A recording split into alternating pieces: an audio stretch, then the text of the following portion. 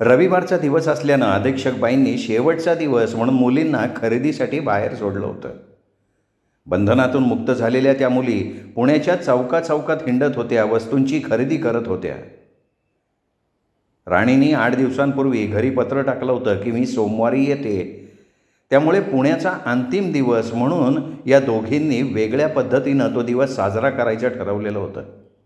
शोभा राणीला म्हणाली होती, राणी, माझ्या भावाला ना नवीन नवीन इंग्रजी कादंबऱ्या फार आवडतात. भलतंच वेड आहे त्याला. तर आपण ना नुकत्याच प्रसिद्ध झालेल्या कादंबरी बघूया. अगं शोभा, आपण ना यंदाच्या नोबेल पारितोषिक विजेता आहे ना टोनी मॉरिसन, त्याच्या काही कादंबऱ्या बघूया. खूप सुंदर असतात म्हणे. सामाजिक क्षेत्रात तर इतकं काही यथार्थ लिखाण असतं की ते कथानक मनाची पकड घेतं म्हणे. अगं काहीच हरकत नाही. मग आपण ना इंटरनॅशनल बुक स्टॉलला जाऊ, तिथे नवीन पुस्तकं मिळतील. तुला काही खरेदी करायची आहे? हो गं, मला आईसाठी एक कोईम्बतूरची सुंदर नऊवारी साडी घ्यायची आहे आणि साळूला एक पातळ घ्यायचं आहे. अगं बाई, ही साळू कोण? अगं आमची मोलकरीण आहे, पण आम्ही तिला मोलकरीण नाही मानत. नदी सागराला मिळते, एकरूप होऊन जाते, तशी ती आमच्या कुटुंबाशी एकरूप झाली आहे. छान. जेवायचं काय? बघू की कुठेतरी खानावळीत. काही हरकत नाही, पण 4 वाजेपर्यंत परत यायला हवा, नाहीतर राजा उगाच तिष्ठत राहायचा माझ्यासाठी. मग 4 वाजेपर्यंत नक्की परत येऊ आपण. इंटरनॅशनल बुक स्टॉलला त्या आल्या तेव्हा दुकानात खूप गर्दी होती. आत शिरायला जागा नव्हती. पुणे म्हणजे विद्वत्तेचं माहेरघर, त्यामुळे वाचक वर्ग भरपूर. दुकानातली गर्दी हळूहळू कमी होत असते. शोभानं 10 कादंबऱ्या निवडल्या. त्या टोनी मॉरिसनच्या 3 कादंबऱ्या आणि त्या पुस्तकांचा गठ्ठा घेऊन त्या बाहेर पडल्या. मग कापडाच्या दुकानात जाऊन राणींनी आईसाठी सुंदरपैकी गर्द आकाशी रंगाची कोईम्बतूरची नऊवारी साडी घेतली, ब्लाऊज पीस घेतला. महादूसाठी एक धोतर जोडी, सदऱ्याला कापड घेतलं. साळूसाठी एक पातळ घेतलं, ब्लाऊज पीस घेतला. भाऊंसाठी काय घ्यावं हा मोठा प्रश्न पडला तिला. मग तिने ठरवलं की भाऊ आता साठीकडे झुकतायत, त्यांच्यासाठी एखादी वेताची काठी घ्यायला काय हरकत आहे. मग एका स्टोअरमधनं तिने सुंदरपैकी महागडी काठी विकत घेतली. सगळी खरेदी आटोपता आटोपता 2 वाजले. एका खानावळीत जेवण घेतलं. जेवण शाकाहारीच होतं, पण चविष्ट होतं. जेवण करून त्या उठल्या तेव्हा 3 वाजले होते. खानावळीतनं त्या बाहेर पडल्या. एका रिक्षाला त्यांनी हात केला. वसतिगृहाला आल्यावर खोलीत जाऊन नळावर हातपाय धुतले, वेणीफेणी केली, झक्कपैकी कपडे परिधान केले. 4 वाजायला फक्त 5 मिनिटं कमी होती. ठरलेल्या जागी त्या आल्या तेव्हा राजा तिथे उभा होता. शोभाकडे बघून म्हणाला, आज आमच्याबरोबर फिरायला यायचं आहे बरं का. नाही हो. ए शोभा, असं टाळतेस का आम्हाला? उगीचंच माझी कशाला कबाब में हड्डी. हे बघा, असं काय करताय तुम्ही? दोघी जीवाभावाच्या मैत्रिणी आहात. पुण्याचा शेवटचा दिवस तरी एकत्र काढायला हवा तुम्ही. उद्यापासून तुम्ही दोघी एकमेकांना अंतरणार आहात, तेव्हा ठीक आहे, शेवटचा दिवस म्हणून एकत्र घालवू. बरं, मग आज कुठे जायचं? एखादा चित्रपट बघू. शोभा, कुठला बघायचा गं? चल की मैंने प्यार किया. नको बाई, या हल्लीच्या हिंदी चित्रपटांचा ना कंटाळा आला आहे. तेच तेच फारसं कथानं, ठराविक साच्यात गाणी, मारामारी. हा मसाला भरला की चित्रपट तयार. त्याला ना कथा ना काही. ते एक हिरो 10 गुंडांना लोळवतो, पटतं का? छी, नकोच बाई ते. मी हिंदी चित्रपट क्वचितच बघते. मग आपण फिरायला जाऊया. अरे पण 3 जणं कसं जायचं? गाडी चांगली चालवतो मी, अपघात नाही होऊ देणार. त्याने गाडीला किक मारली. राणी त्याला खेटून बसली, शोभा मागे. गर्दीतनं त्यांनी गाडी पुढे काढली. एका हॉटेलपाशी गाडी थांबवली. थोडेसे पकोडे आणि भेळभत्ता मोजून घेतला. गाडी पुन्हा रस्त्यानं पळायला लागली.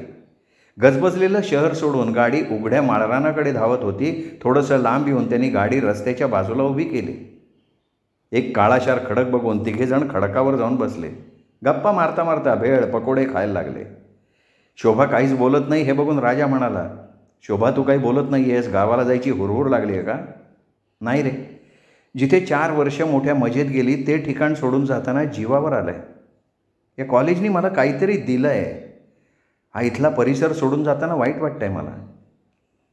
शोभा, अगं माझीसुद्धा तीच अवस्था झाली आहे. राणी तिची री ओढून म्हणाली, अगं तुझं दुःख फार कठीण आहे राणी. त्याला तर सीमा नाही. तुझा तर पाय इथनं निघणार नाही. का बरं? अगं हा राजा उद्यापासून भेटणार नाही ना तुला. खरंच ग, पुणं सोडू नये असं मला वाटतंय, पण सुट्ट्या लागल्या तरी मी आले नाही म्हणून आई आणि भाऊ शांत बसणार नाही. मग राजाकडे वळून शोभानं विचारलं, आणि तुझं रे बाबा, का तुम्ही दोघी गेलात ना तर हे पुणं मला खायला उठेल. कसे जाणार आहेत पुढचे दिवस काही कळत नाही आहे मला. राणी मध्येच त्याचं बोलणं तोडून म्हणाली, अरे सुट्टीत ये ना तू अंबापूरला. कुठे? अंबापूरला. अगं ह्या गावाचं नाव मी माझ्या पप्पांकडनं वेळोवेळी ऐकलं आहे. ह्या अंबापूरला माझे चुलते असतात. कोण रे? संभाजी पवार. म्हणजे संभाजी बाबा का? हो. अरे जुन्या वळणाचा माणूस आहे, स्वभावानं अतिशय गोड आहे. मग तू गावी आलाच पाहिजेस. येईन मी. नक्की? हो ग, नक्की येईन. अरे नक्की, मन रमेल तुझं. खूप सुंदर सृष्टी सौंदर्य आहे आजूबाजूला. नदी 12ही महिने वाहत असते, गुऱ्हाळं चालू असतात, गुळाच्या काहिली उतरत असतात. उसाचा रस पिण्यात आणि गरम गरम गूळ खाण्यात काय मजा येते. अरे काहीतरी नवीन अनुभवल्याचा सुखद अनुभव मिळेल तुला. आता हे सगळं ऐकलं आहे, मी नक्की विचार करेन. राणी शोभालाही म्हणाली, शोभा तू पण ये ना अंबापूरला. येईन बाई, नाहीतरी गावाला उन्हाळ्यात दिवस काढणं म्हणजे फार कठीण होऊन जातं. तुझ्या गावासारखा माझा गाव काही बागायती नाही. उन्हाळ्यात तर हिरव्या गवताचं दर्शन होत नाही. शोभा, किती जवळ आलो होतो ग आपण, विसरणार नाहीस ना? रडवेलीहून डोळ्यातल्या अश्रू टिपता टिपता शोभा म्हणाली, राणी माझी आठवण ठेव. खूप प्रेम दिलंस मला तू. या जन्मी तुला विसरणं शक्य नाही. समोर पडलेले भेळीचे पकोड्याचे पुडे संपले होते. अंधार आपले हातपाय पसरत होता. अंधार झाल्याचं बघून तो गाडीजवळ आला. त्याने गाडी सुरू केली. कोपऱ्याच्या झाडाजवळ गाडी थांबली. त्याचा निरोप घेताना राणी म्हणाली, राजा आपली इथली शेवटची भेट, पहाटे मी निघणार. आता तू उद्या जाणार, एक एक दिवस घालवणं कठीण होईल. माझंही तसंच होईल. पत्र पाठव. नक्की पाठवीन, पण तू उत्तर देऊ नकोस. का? हे बघ, सध्या हे प्रेमप्रकरण गुप्त म्हणजे गुप्त. ठीक आहे, तुझ्या इच्छेच्या आड मी काही येणार नाही. त्यांनी मनाला आवर घातला, संयमाला बांध घातला. स्कूटर पर्वतीकडे वळवली. जाणाऱ्या स्कूटरकडे ती निरखून बघत होती. दिसेनासा झाल्यावर आपल्या वेड्या मनाला कसा तरी आवर घालून शोभाच्या संगतीनं ती वसतिगृहाकडे परतली. आज सोमवार. राणीचं पत्र 2 दिवसांपूर्वी आलं होतं, त्यामुळे घरात एकसारखी धावपळ सुरू झाली होती. सारजाक्काचे पाय तर जमिनीला लागत नव्हते. आगळा वेगळा उत्साह वाड्यात साजरा होत होता. वेळोवेळी साळूला सूचना करत होत्या. आपली कन्या महाविद्यालयीन शिक्षण घेऊन घरी येणार होती, त्यामुळे त्या सुखावल्या होत्या. आता वाडाच काय तो बोलायचा राहिला होता. पाटील महादूला सांगत होते, काय मालक? अरे मुक्कामाची एस टी किती वाजता येते? नेहमीच्या मुक्कामाच्या एस टीची वेळ त्यांना माहिती होती, पण नकळत त्यांनी प्रश्न विचारला. दिसबोडा आला की येते. अरे पण म्हणजे किती वाजता?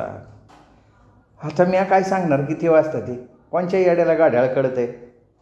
अहो गाई म्हशी रानात नाही येत ना, तवा येते एस टी. महादाशी बोलण्यात काही अर्थ नाही हे ओळखून घरात येऊन ते पत्नीला म्हणाले, काय हो, राणी बेटी आली म्हणजे तिचं चांगलं भव्य स्वागत करायला हवं. अहो हो, आम्ही तयारी करून ठेवली आहे. कसं स्वागत करणार तिचं? आल्या आल्या पाण्यानं भरलेला तांब्या तिच्यावरनं ओवाळणार, मग भाकरीचा शिळा तुकडा तिच्यावरनं ओवाळून टाकणार, मग आरती करणार. नाही नाही नाही नाही नाही नाही, चांगले फटाक्यांचे बार उडवायला हवे. अहो या गावात अजून कोणी हे पदवीधर झालेलं नाही आहे. गावातली पहिली पदवीधर असा मान मिळवणारी मुलगी आहे. मग पोर आहेच कोणाची माझी? चांगलं संतान जन्माला येणं याला सुद्धा भाग्य लागतं बरं का. एकुलती एक कन्या आहे, पण 10 पोरांना भारी पडेल. कशाला हवा आहे हो मुलगा? मुलगा हवा, मुलगा हवा म्हणून तुणतुणं वाजवावं माणसानं, पण मुलाची जागा नक्कीच भरून काढली आपल्या राणीनं. सुखावलेले पाटील बोलता बोलता बैठकीत येऊन बसले. दुपारची जेवणं झाली. थोडा वेळ वामकुक्षी करावी म्हणून ते अंथरुणावर पडले, पण झोप काही लागत नव्हती. मग ते उठून बसले. बाजूला पडलेला दैनिक पेपर घेऊन वाचायला लागले. त्याच त्या शिळ्या बातम्या म्हणून पेपर बाजूला ठेवून दिला. वेळ जात नाही म्हणून खुंटीला टांगलेली रायफल काढली. एका स्वच्छ फडक्यानं पुसायला लागले. तेवढ्यात महादेव पळत पळत आला. भाऊ भाऊ भाऊ. काय काय झालं? काय काय कुत्रं लागले का काय तुझ्या मागे? अहो नाही मालक, ते बघा राणी सरकार आले. काय म्हणतोयस, काय डोकं फिरलं का तुझं? अहो नाही सरकार, ते बघा राणी सरकार येऊन राहिल्या. अरे मुक्कामाची गाडी यायला अजून 2 तासांचा अवधी आहे. हो तुम्ही बाहेर तर येऊन बघा ना, बघा कशा ताड येऊन राहिल्यात. डोळ्यावर काळा चष्मा घातलाय, अंगावची कापडं तर लय झाकास. पाटील घाईगर्दीत बैठकीतनं बाहेर आले त्यावेळी राणी दिंडी दरवाजा ओलांडून घरात शिरत होती. महादा पुढे झाला. त्यांनी तिच्या हातातली सुटकेस आणि कागदी पॅकिंग घेतलं, वरती आला. महादूचा आवाज ऐकून सारजाक्काही बाहेर आल्या. वरती आल्या राणी पाटलांच्या सारजाक्कांच्या पायावर वाकली. पाटील हर्षभरीत झाले आणि म्हणाले, अगं निघालीस केव्हा पुण्याहून? पहाटे निघाले. म्हणजे आमचा अंदाज चुकला तर? काय झालं भाऊ? नाही, आमची कल्पना होती की तू मुक्कामाच्या गाडीनं येशील, म्हणून तर मी 6 वाजता स्टँडवर येणार होतो. भाऊ मला ना थोडासा सुखद धक्का द्यायचा होता तुम्हाला, म्हणून मी थोडी लवकर निघाले. आणि काय योगायोग बघा, अहो पुण्याच्या गाडीतनं मी खाली उतरत नाही, तोच गावाकडे येणारी एक जीप दिसली. अच्छा, कोणाची? बाजीराव काकांकडे येणार होते ते पाहुणे. गाडीत सुमन काकू होत्या. त्यांनी मला विचारलं, राणी कुठे निघालीस? मी म्हटलं गावाकडे. मग म्हणाले, चल आम्ही पण गावाकडेच निघालो आहे, म्हणून लवकर आले मी. अहो बाई, तिला आत तर येऊ द्या, लांबच्या परवासानं थकली असेल ती. काय मेला उतावळेपणा गप्पांचा. सारजाक्कानं तिला दरवाजाजवळ उभं केलं. पाण्यानं भरलेला तांब्या तिच्यावरनं ओवाळला, पायावर पाणी टाकलं, शिळ्या भाकरीचे तुकडे ओवाळून बाजूला फेकले, आरती केली आणि मग तिला आत घेतलं. आत येऊन ती जमिनीला टेकली, घोडभर पाणी प्यायली. साळूनं गरम गरम चहाचा कप आणून दिला. चहा घेऊन थोडंसं विसावून तिने हाक मारली, माधू ती सुटकेस आण इकडे. आणतो सरकार. सुटकेस उघडून तिने आईला हाक मारली, अक्का हे तुझं कोईम्बतूरचं पातळ आणि हा पीस. अगं बाई बाई बाई, हे कशाला आणलं? ती सुंदर पिवळ्या रंगाची साडी बघून त्या खरंच हरखून गेल्या होत्या. काहीतरी बोलायचं म्हणून त्या बोलत होत्या. तेवढ्यात राणीनं साळूला आवाज दिला, साळू हे तुझं पातळ आणि हा ब्लाऊज पीस. हो मला कशाला हो?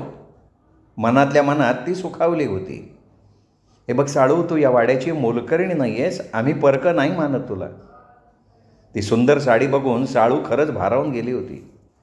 राणीनं आता महादाला आवाज दिला, महादा ही तुझी धोतर जोडी आणि हे सदऱ्याचं कापड. धोतर जोडी त्याला एक वाढ दिसते, मलमलीची आहे का सरकार? महादूनं मायेनं लडबडलेल्या आवाजात विचारलं, आवडली का? होय होय. आणि भाऊ आता मला काय आणलं आहेस? ओळखा की. थोडंसं आठवून ते म्हणाले, छत्री? नाही. मग लोकरीचं स्वेटर? नाही. बरं हारलो बुवा, काय असेल ते तूच सांग. महादा ती कोपऱ्यात कागदात गुंडाळलेली वस्तू आण रे. महादूनं तिच्याजवळ ते पॅकिंग आणून दिलं.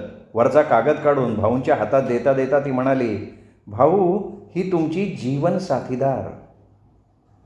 काठी? हो भाऊ, तुम्ही आता साठीकडे झुकताय, ह्यापुढे तुम्हाला हिची गरज भासणारच आहे. अरे वा वा वा, आमच्या कोकराचा मेंदू फार काम देतोय. बरं पेपर कसे काय गेले? सुंदर. फर्स्ट क्लास मिळेल ना? फर्स्ट क्लास मिळेल, पण नाही मिळाला तर सेकंड क्लास सहज मिळेल. गुड गुड, याला म्हणतात आत्मविश्वास. मुलीचा तो परीक्षेचा आत्मविश्वास बघून सारजाक्काचं मन भरून आलं. तिच्या डोळ्यात आनंदाश्रू तळवळले. आईच्या डोळ्यातले अश्रू बघून राणी थोडीशी चपापली. ती घाबरली आणि विचारलं, अक्का अगं तुझ्या डोळ्यात अश्रू? अगं बाळा, आनंदाश्रू येते. कोण म्हणतं गं मुलापेक्षा मुली कमी असतात? तुझ्या प्रगतीकडे बघितलं ना की खरंच मला तुझा अभिमान वाटतो. भाऊ. पाटलांकडे बघून राणी म्हणाली, भाऊ आई एखाद्याची स्तुती करायला लागली ना म्हणजे काहीही राखून ठेवत नाही, पण संतापली तर मात्र कोणाची गय करत नाही. मग मी म्हणणारे सुद्धा तिच्यापुढे नांगी टाकतात. भाऊ वेळप्रसंगी तुम्हीसुद्धा बरं. हे काय माझं माप काढतेस का काय? राणी चल 2 घास खाऊन घे, भूक लागली असेल तुला. हो ना काका, प्रवासात वेळच नाही मिळाला बघ. 2 केळी खाल्ली आहेत मी फक्त. चल चल चल वाढते.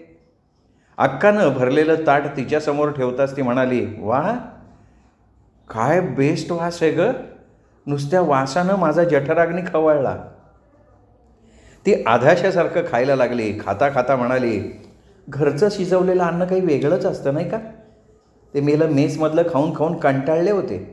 शे पोटाला भर म्हणून काहीतरी खायचं तिथे.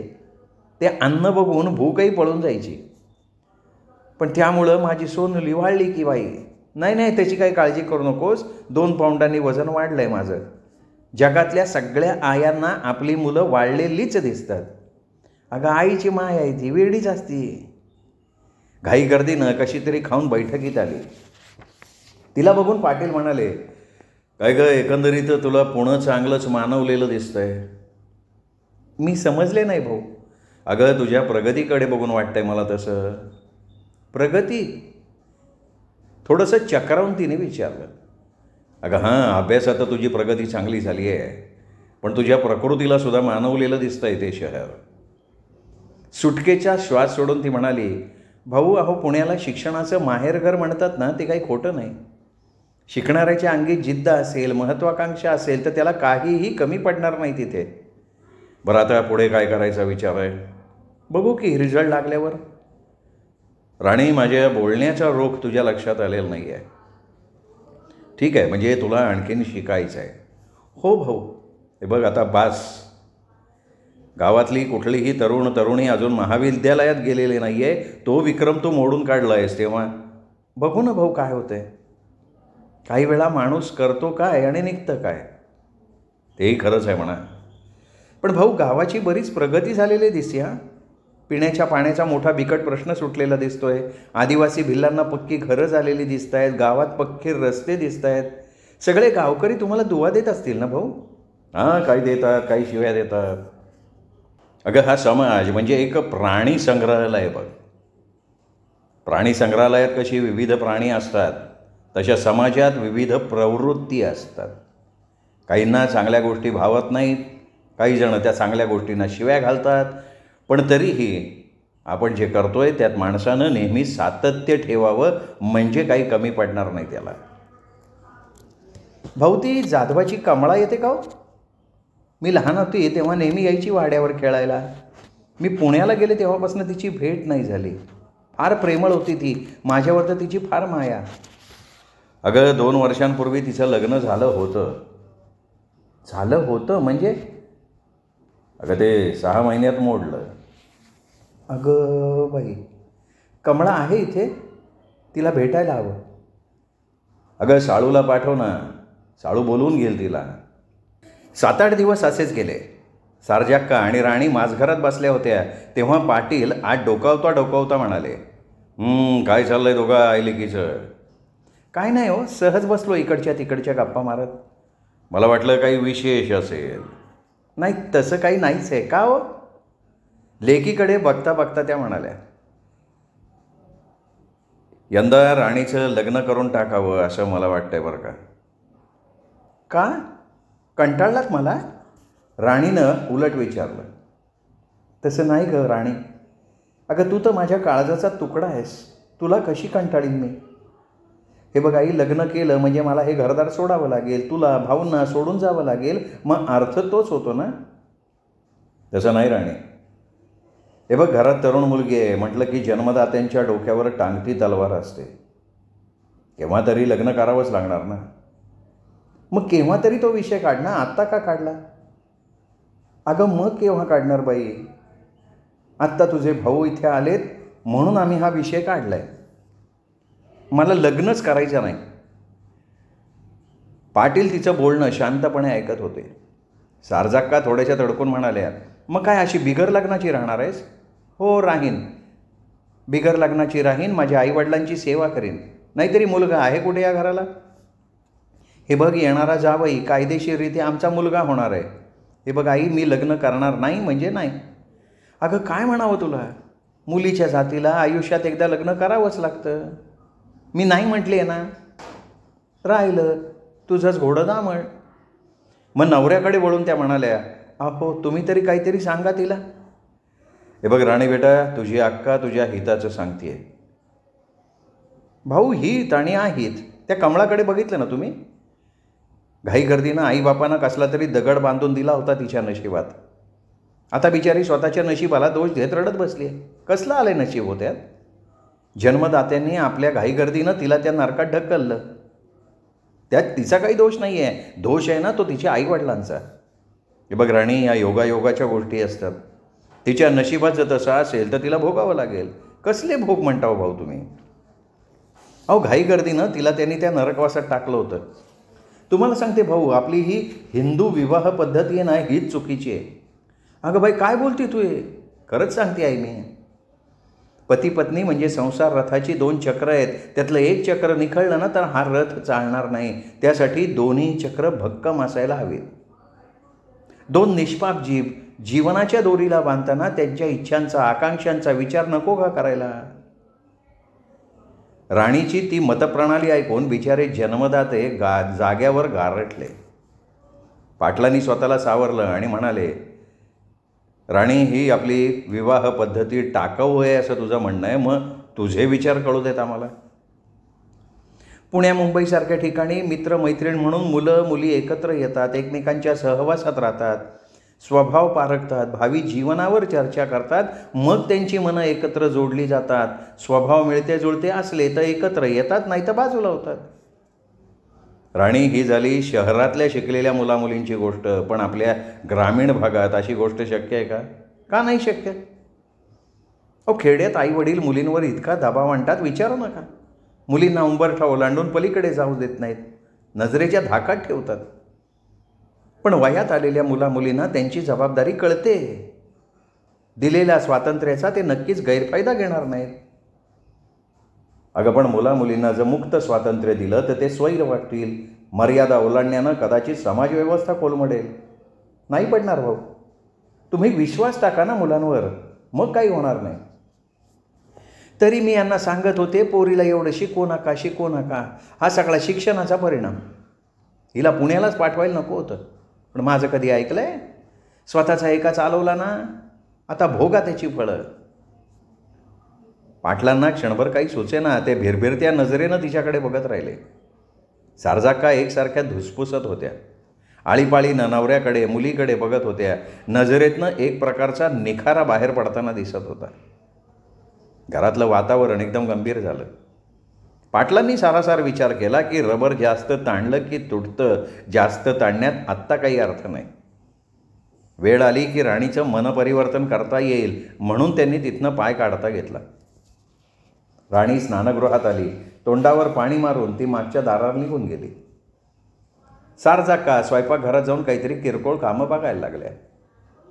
पण त्या दिवसापासून घरातलं मोकळं वातावरण नाहीसं झालं. सारजाक्का मनापासून बोलायला तयार नाहीत. एक प्रकारचं तणावपूर्ण वातावरण घरात तयार झालं होतं. सारजाक्कांनी जवळजवळ आबोला धरला होता. राणीने त्यांना काही विचारलं तर तेवढ्यापुरतं तुटक उत्तर द्यायच्या. पाटील मात्र काही झालेलं नाही अशा तऱ्हेनं घरात वागत होते. 1-2 दिवसात घरातलं वातावरण निवळलं. ते चहाच्या कपातलं वादळ म्हणून त्यांनी सोडून दिलेलं होतं. 8-10 दिवस असेच गेले. राणी मात्र घरात वावरताना कोशात असणाऱ्या आळीसारखी वागायची. स्वतःच्या जगात ती पूर्णपणे रममाण झालेली असायची. कामधंदा नसला की एखादं पुस्तक वाचत बसायची, नाही तर गच्चीवर जाऊन तासनतास पुण्याची एक एक आठवण आठवून त्यात ती रमून जायची. कधीही तिच्यासमोर राजा यायचा. त्याच्या सहवासातले एक एक सुखद क्षण आठवून ती भारावून जायची. त्या सुखद स्मृती फार सुंदर असतात. माणूस तहान भूक सगळं विसरतो. काही काही वेळा शोभा डोकं वर काढायची.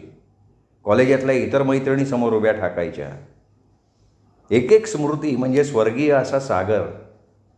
त्या स्मृती आठवल्या म्हणजे ती त्या स्वर्गीय सागरात यथेच्छ डुंबत राहायची. अगदी फुलपाखराच्या पंखावर बसून हवेत तरंगत राहायची. असे सुखाचे क्षण पकडून ठेवता येत नाहीत, पण मनाच्या स्मृती कलशात साठवून ठेवता येतात. आणि मग कधीतरी या कलशाचं झाकण बाजूला करावं म्हणजे मग एक एक आठवण बाहेर डोकावते.